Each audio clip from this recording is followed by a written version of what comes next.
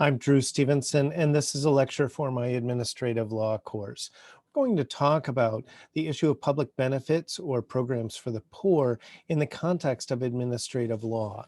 And this is the first of three short videos about this. And here we're going to talk about the programs and the law. Now, why are we doing this? In your administrative law course, you're going to have a number of cases that are about agencies that have social relief or poverty relief programs, Social Security, food stamps, and so forth. And so a couple examples are Goldberg v. Kelly, Matthews v. Eldridge, Richardson v. Perales.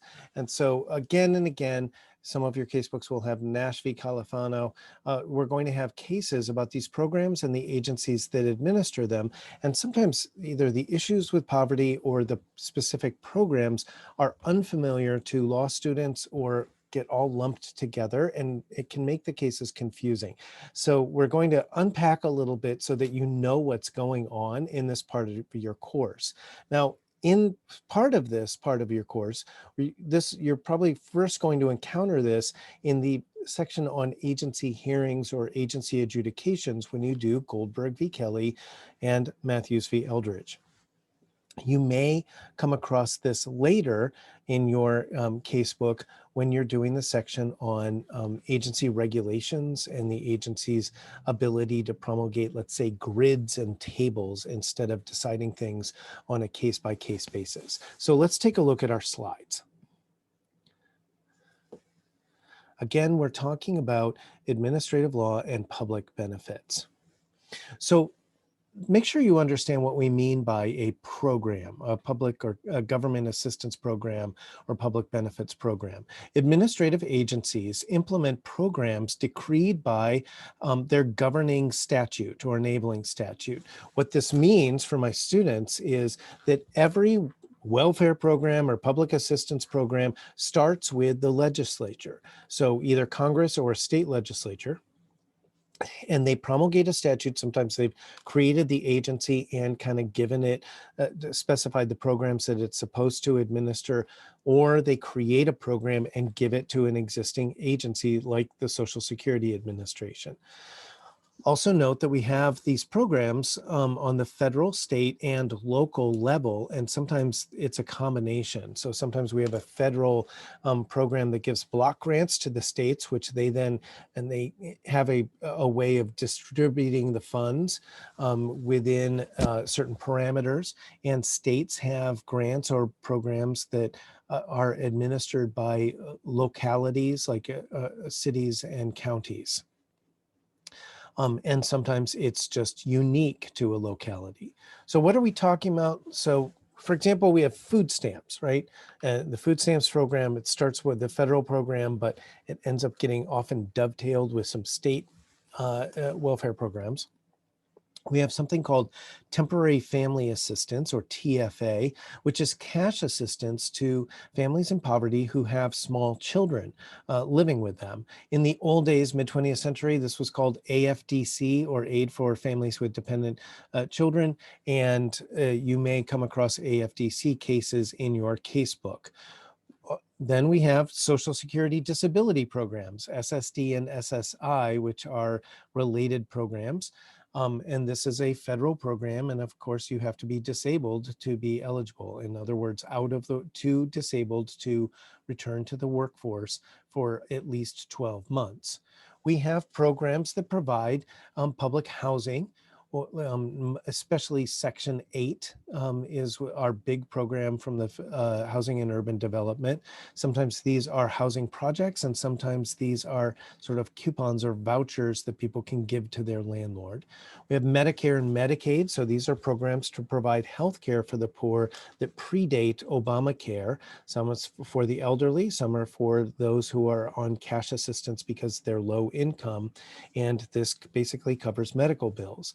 Then we have some things that you might have, I have a question mark next to, because some people don't want to lump these together with the others, right? Because these are not strictly poverty-based programs like veterans benefits, for example, but we have veterans benefits equivalents of a lot of the other things on this list, and they end up becoming part of our social safety net in this country.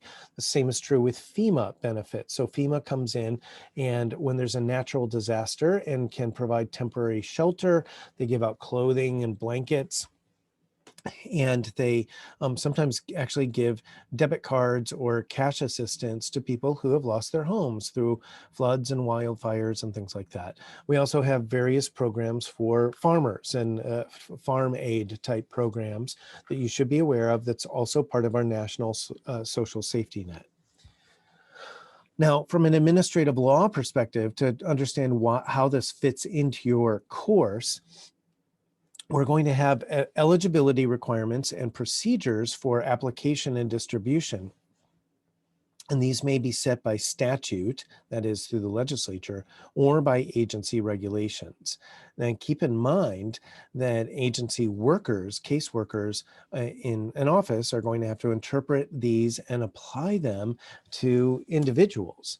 And the courts are going to have to do the same thing when we have judicial review. So a court may have to review the legality of an eligibility requirement or a procedure for terminating someone's benefits or something like that. And some of your cases are going to be about that issue. And it means that the courts then either have to decide if it's legal, or they have to decide how the rules, the legal rules, apply in this case and to this individual. And sometimes they're applying a statute, sometimes they're applying a regulation from the agency, and you should pay attention to that. Okay, and then think in terms of broad categories, or divide the programs into categories in your mind. We have some government programs that are cash assistance, basically a direct money payment, usually monthly, by check or direct deposit. And our big ones on the federal level are temporary family assistance, which is a monthly cash stipend for families in poverty with small children, or Social Security Disability, SSD and SSI. To give you a scope of that program, the Social Security Administration, apart from retirement or old age benefits and survivors benefits, sends checks every month, or direct deposit, to more than 13 million Americans who are working age but are disabled. And then we have other programs that we call in law in-kind assistance or in-kind provision. These directly or indirectly provide a specific good or basic necessity. In other words, one of the objections, remember, there's pros and cons to all of these. And so one of the objections to giving people cash is that we don't know what they're going to spend it on once they have it. They might use it to just buy alcohol or gamble or something like that, buy firearms. And so sometimes we actually were hoping they would use it for food. Well, a way to circumvent the problem or stop the problem is to give them food stamps that they can only use to purchase food. They couldn't. So if you go to a grocery store with your food stamps, they're not going to let you use it to buy alcohol or cigarettes, for example. But you can use your food stamps to buy cabbage and cheese. Or let's say we want to help prevent homelessness, and we could just mail everybody a rent check, a check that they can put towards their rent. But again, how do we know they're going to actually put it towards their rent? So maybe we should have public housing. And again, Section 8 is one of our big programs, and on the federal level, and this can take the form of a whole apartment building or housing project where the landlord that is subsidized, the owner or landlord receives subsidies from housing and urban development so that they can charge discounted rent for the indigent people that live there or poor people that live there. Or we may have a Section 8 voucher, which is basically like a food stamp, except for rent. You give it to your landlord, and then your landlord gets reimbursed from HUD. So we know you can't use your Section 8 voucher to buy something else besides housing. Medicare and Medicaid is a direct provision of covering your medical bills. You can't use your Medicare to go on vacation, for example. And then we have things like the government provision of education or scholarships, special grants, student loan forgiveness, or government jobs. Some of you may have read in one of your courses an old case, TVA v. Hill, the Tennessee Valley Authority. During the New Deal era, we created some federal agencies whose main purpose, honestly, was just to put people, the masses of unemployed people, to work. There's an old saying or slogan from the New Deal era: hire a dozen men to dig a ditch and hire another dozen men to fill it in. But with the TVA, what we were doing was we were creating jobs, but then people would work on infrastructure projects like dams or roads or pipelines or things like that. So we put people to work, and then they kind of also were helping build and develop our infrastructure. But a lot of it was to create jobs so that people wouldn't just be out of the workforce or unemployed for a long time. And that can be a type of in-kind assistance. Now, remember, this is superior to cash assistance in the sense that we know what you're using it for, right? You can only use it for one thing.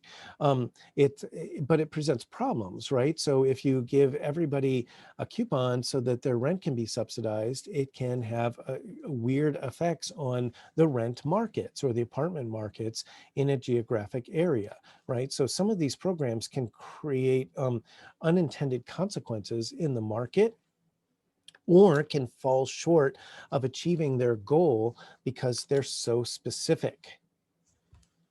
Okay, that concludes our first mini lecture on public assistance or public benefits programs and what you really need to know for your administrative law course.